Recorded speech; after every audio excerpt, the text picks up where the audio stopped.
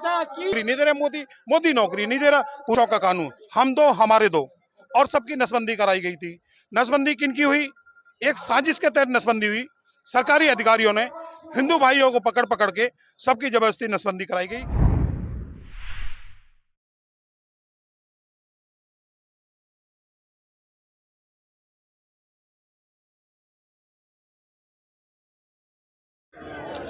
नमस्कार, मैं Urmila VMI news से कैमरामैन जितेंद्र नागर के साथ। हमारे साथ मौजूद हैं कुछ युवा और जानते हैं उनसे वो जनसंख्या नियंत्रण के ऊपर क्या कहना चाहते हैं। नमस्कार।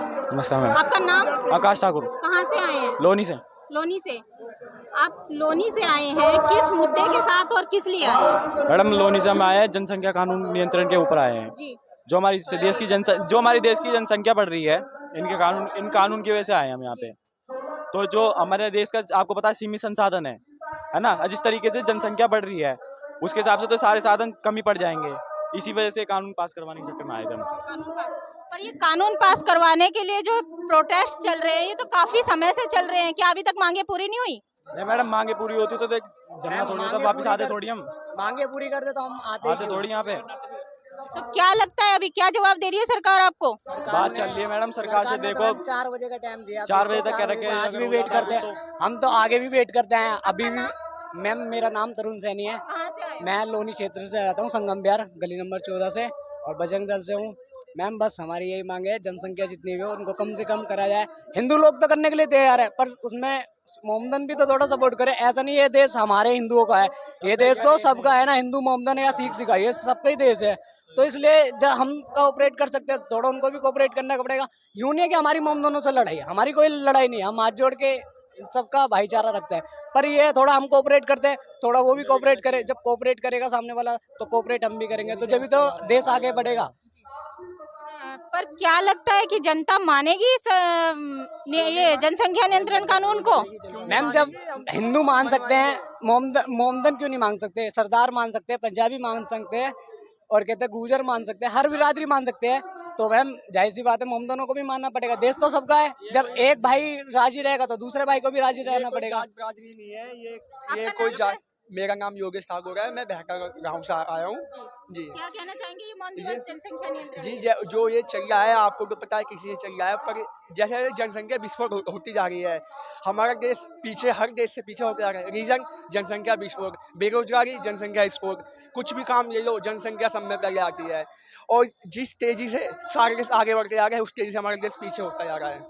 हमारा यही कहना है कि ये 2 बच्चों का कानून जल्दी जल्दी लागू करे, और हमारी सरकार ये मांग जरूर पूरी करे कि 2 बच्चे का कानून लागू होने चाहिए, और जिसमें हम सहयोग दे रहे हैं। सारी बिरादरी, इसमें कोई जात बिरादरी नहीं है, हम सब इसीलिए आए हैं। हम 5 साल से इसमें लगे हुए हैं, सारा काम हम छोड़ के सिर्फ इसीलिए कि हमारा देश आगे बढ़े, कुछ कर सके, कुछ ऊंचे मुकाम पे पहुंचे, इसीलिए हमारा आने वाले भविष्य सेफ रहे। क्या लगता है आपको जनसंख्या नियंत्रण होने से क्या बेनिफिट होंगे? बेनिफिट बहुत कुछ होंगे मैम। एक तो समय पहले जनसंख्या पुलिस को हो जाएगा, जनसंख्या वहीं की वहीं रुकेगी, पर थोड़ी सी ये है कि हमारे देश की गरीबी कम हो जाएगी। अभी नहीं पास देश की गरीबी है, वो देश की गरीबी हमारी कम हो जाएगी ना, तो हमारा इंडिया ना नंबर 2 पे ना तो नंबर 1 पे आ जाएगा मैम। जैसे हमारा देश बिछड़ता जा रहा है वो कुछ टाइम में उस चीज को रिकवर कर लेगा, बात से रिकवर करेगा। अभी नहीं, कुछ टाइम लगेगा पर रिकवर कर लेगा। और जो हमारा देश खतरे में है दूसरे मुल्कों से, तो उससे सेफ हो जाएंगे हम। तो क्या कहना चाहेंगे सरकार से एक लाइन में जनसंख्या नियंत्रण के वो कानून लागू करने के लिए? हमारी सरकार से यही डिमांड है कि वो हमारी मांगे पूरी करे बस। और हमारी डिमांड पूछेंगे ये 2 बच्चों का कानून लागू कर दे बस। हमारी यही डिमांड है, और कुछ डिमांड नहीं है। जो इस पे ना अमल करे उसका क्या होना चाहिए फिर? उसके विरोध होना चाहिए, उसके खिलाफ कानूनी वो होनी चाहिए मैम। जैसे हम गरीबी के कारण नहीं पढ़ पाए, हम ये नहीं चाहते हमारी आने वाली पीढ़ी वो ना पढ़ पाए, क्योंकि जनसंख्या जितनी कम रहेगी उतना देश को फायदा रहेगा। हर बच्चा पढ़ेगा, सबका जन्मिक अधिकार है पढ़ने का। हम तो खैर अपनी मजबूरी से नहीं पढ़ पाए, तो हमारी आने वाली पीढ़ी पढ़ सके, बस देश आगे बढ़े और हर चीज में लोनी भेटा गाजियाबाद से आए हैं। बस हम सबसे हाथ जोड़ के ये करते हैं, हम थोड़ा कोऑपरेट कर रहे हैं हिंदू भाई, तो मोमदन भाई से भी हाथ जोड़ के विनती है वो भी थोड़ा कोऑपरेट करो। बस जय श्री राम बोल दो। बोलो जय श्री राम, जय श्री राम, जय श्री राम, हिंदू दल जय। नमस्कार बहन, सर आपका नाम? मेरा नाम अवधेश अग्रवाल है। जी सर, कहाँ से हैं सर? मैं दिल्ली से हूँ। दिल्ली से हैं। जी। सर जैसे कि जनसंख्या नियंत्रण कानून लागू करने के लिए प्रोटेस्ट हो रहा है, मौन दिवस रखा गया है एक दिन का, तो क्या कहना चाहेंगे इसके बारे में? हम सरकार को जगाने के लिए आए हैं। जी सर। हमारा काम है सरकार को जगाना, और सरकार जागेगी। आज नहीं तो कल, कल नहीं तो परसों सरकार को जागना होगा। ये बीमारी है जनसंख्या बढ़ोतरी, और इसकी एक ही दवा है जनसंख्या कानून। 100 दुखों की एक दवा, जनसंख्या कानून बने जल्द से जल्द। 2 बच्चों का कानून हो, सब पे लागू हो। और ये आज की बात नहीं है, आपको पीछे ध्यान हो, हमारी पूर्व प्रधानमंत्री स्वर्गीय इंदिरा गांधी थी, उन्होंने भी कानून बनाया था, 2 बच्चों का कानून, हम 2 हमारे 2, और सबकी नसबंदी कराई गई थी। नसबंदी किनकी हुई? एक साजिश के तहत नसबंदी हुई। सरकारी अधिकारियों ने हिंदू भाइयों को पकड़ पकड़ के सबकी जबरदस्ती नसबंदी कराई गई, लेकिन एक तबके की नसबंदी नहीं कराई गई। उससे क्या हुआ? हमारी जनसंख्या घटी, निरंतर घटी। और देखिए, मैं जाति धर्म पर नहीं जाना चाहता, मैं आपको एक बता दूं, आप हमारी प्रधानमंत्री कितने भी बढ़िया हैं, आप कितने भी पुल बना लीजिए, आप सड़क स्कूल कितने बना लीजिए, लेकिन उसकी पूर्ति आप नहीं कर पाएंगे।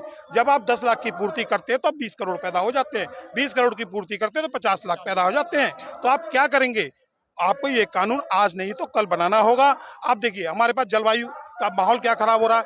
आप देखिए, पीने का पानी मुहैया नहीं है। पीने में का पानी जो धरातल में है, नीचे वो लिमिटेड है, उसको आप आज खर्च कर लो, वो प्रोडक्शन नहीं हो रहा। पानी जो हमारे पास है साफ पानी वही है, आज साफ पानी पीने को नहीं है। अस्पतालों में जाओ तो बिस्तर नहीं है, ट्रेन में जाओ तो सीट नहीं है, बस में जाओ सीट नहीं है, कॉलेज में एडमिशन लेने जाओ तो सीट नहीं है। इस सब की समस्या का एक ही जड़ है, जनसंख्या वृद्धि। अब लोग कहते हैं हम बेरोजगार हैं, सरकार नौकरी नहीं देती। अरे पहली बात तो तुम पढ़े लिखे नहीं हो, 70 साल में पूर्व की सरकार ने तुमको पढ़ाया लिखा नहीं, तुम्हारी बुद्धि विकसित नहीं हुई। एक तो सबसे बड़ी समस्या ये है। और फिर पूछो क्या करा हुआ है? नौकरी नहीं दे रहे मोदी नौकरी नहीं दे रहा। पूछो क्या करा है? बोले 12वीं करिए। 12वीं वाले को नौकरी मिलती है क्या? पहले 12वीं जो बीए करते थे ना, वो पहले शादी ब्याह के लिए करते थे। लड़की वाले आते थे रिश्ते के लिए, बोले लड़का कितना पढ़ा है? बोले बीए कर रखी है। बोले कर दो नौकरी, पढ़ा लिखा लड़का है। सिर्फ इसलिए होती थी, 12वीं करने से, बीए करने से नौकरी नहीं मिला करती है। तो ये समस्या इनकी है और रहेगी। अब भाई कुछ कह रहे थे, ठीक है जी, आज देश की जनसंख्या क्यों है इतनी? क्योंकि जब हमारे देश का बंटवारा हुआ, धर्म के आधार पर बंटवारा हुआ, हम ये नहीं कहते तुम पाकिस्तान चले जाओ, आप हमारे देश के नागरिक हो, आप रहो देश से, लेकिन कानून के मुताबिक तो आपको रहना होगा ना। आप कहोगे हम कानून को नहीं मानेंगे, हम शरीयत के हिसाब से रहेंगे, तो कानून से बड़ा कोई नहीं है। आपको कानून का राज होगा और कानून मानना पड़ेगा। मुस्लिम परिवार तो ये कहता है ना अल्लाह की देन है, तो जब वो अल्लाह की देन होती रहेगी तो फिर जनसंख्या नियंत्रण कहाँ लागू होगा? देखिए, अल्लाह की देन है। सिर्फ अगर आपने, देखिए मैं इस मुद्दे पर नहीं जाना चाहता, बहन आपने सवाल किया तब मैं इस बात का जवाब दे रहा हूं कि आपने कहा मुस्लिम ये कहता है कि अल्लाह की देन है। जब अल्लाह जब बच्चे दे सकता है तो अल्लाह आपको नौकरी भी दे सकता है, आपको खाने के लिए खाना भी दे सकता है। तो फिर सरकार पे ठीकरा क्यों फोड़ते हो कि बच्चे तो अल्लाह की देन और नौकरी आपको सरकार दे, मोदी दे? क्यों दे? फिर तो वो भी उससे मांगो। लेकिन ये सवाल जवाब मैंने तब दिया है जब आपने सवाल किया है। मैं इन सवालों में नहीं पढ़ना चाहता, मैं साफ सुथरी बात करना चाहता हूं। देश चलेगा कानून के मुताबिक चलेगा, शरीयत के मुताबिक नहीं चलेगा, और जनसंख्या नियंत्रण पर कंट्रोल करना पड़ेगा। जल्द से जल्द कानून लाना होगा, नहीं तो देश में आपने देखा है अराजकता फैलती है। कल ही आपने देखा होगा, कल दिल्ली का केस था ओखला का, कांग्रेस के पूर्व विधायक रहे वो, कल किस तरीके से पुलिस प्रशासन पे हाथ उठा रहे थे और उनकी गिरफ्तारी हुई है। मुझे लगता है आपने भी उसमें कोई डिबेट नहीं करी होगी, आपने उस पर भी कोई न्यूज नहीं चलाई होगी। आपको चलाना चाहिए। मैं सच बता रहा हूँ आपको बहन, मीडिया बंधु, जो मीडिया को चौथा स्तंभ कहा जाता था देश का, आज मीडिया भटक चुका है, भटका हुआ मीडिया। देखिए हाथरस में कांड हुआ, अप्पू टप्पू पप्पू लालू भालू कालू सब वहां जाने को तैयार थे हाथरस में। अरे श्रद्धा बहन का भी तो हुआ ना, वहां कोई क्यों नहीं गया? क्योंकि वो बहन जो मरी वो हिंदू की थी, और मानने वाला कौन था? एक मुस्लिम धर्म से था, इसलिए वहां ये पार्टी वाले कोई नहीं गए। इनको जाना चाहिए। अगर आप ईमानदार हैं, आप सच्ची राजनीति करते हैं, आप देश के नागरिकों के साथ हैं, तो आपको वहां भी जाना चाहिए। तब तो बहन आपके चैनल को छोड़ दूं तो ज्यादातर मीडिया वाले क्या कर दे, अरे देखो उसका हत्यारे का मामा मिल गया, हम उसके नाना के घर पहुंच गए, उसका ताऊ भी खोज निकाला। आज उससे श्रद्धा के हत्यारे का कोई चाचा ताऊ मामा नहीं निकला। क्यों? हमारी मीडिया को भी अपना स्टैंड क्लियर करना होगा। मैं नहीं कहता मीडिया बिकाऊ है, पर लोग चर्चा करते हैं, लेकिन अपनी जो प्रतिष्ठा है वो आज मीडिया की दांव पे लगी हुई है। उस प्रतिष्ठा के बारे में भी मीडिया को सोचना चाहिए। बहन, मैं आपसे भी निवेदन करता हूं, हम लोग पत्रकारिता करें, अच्छे पत्रकारिता करें। अगर कोई सरकार गलत करती है उसको गलत की भी आवाज उठाएं, और जो सरकार सही करती है हम सही की आवाज उठाएं। ये मेरा आपसे निवेदन है। धन्यवाद। जय श्री राम, जय श्री राम, भारत माता की जय, भारत माता की जय, भारत माता।